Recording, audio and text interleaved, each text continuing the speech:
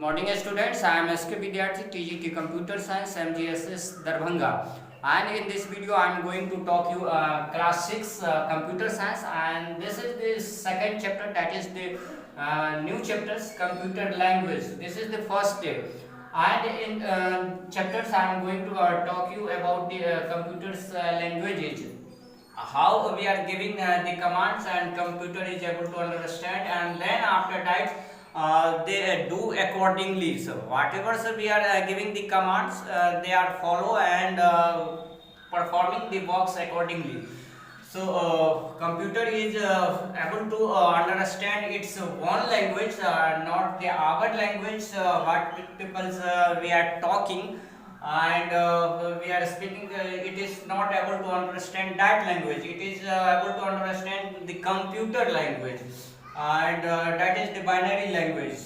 Let's see, understand about some terms related to these chapters. That is the program, a set of instructions or commands we are giving to computers and it works accordingly. So that is the programs, and the process, and the process to writing the program, designing the program, and after that debug or testing the program. The whole process is known as programming, and the person which is actually doing such type of works is known as programmers. So this is the terms, and now come to the points.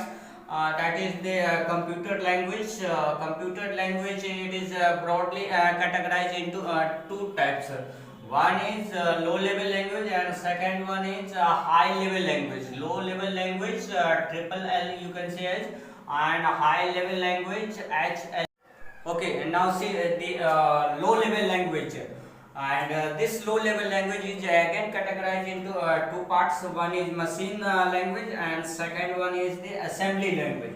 Machine language is also known as first generation language, and in this language computer is able to understand only the binary language, and binary language we can say as 0 and 1. 0 is at which the computer is on positions, we are putting the value as 1, and 0 as off positions.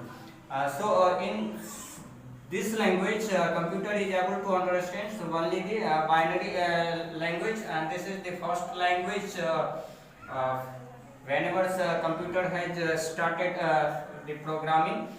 And now see second one is assembly language. In assembly language computer is able to understand the words, symbols, or some another type of languages in which computer had to understand only whenever a translator is used in such case.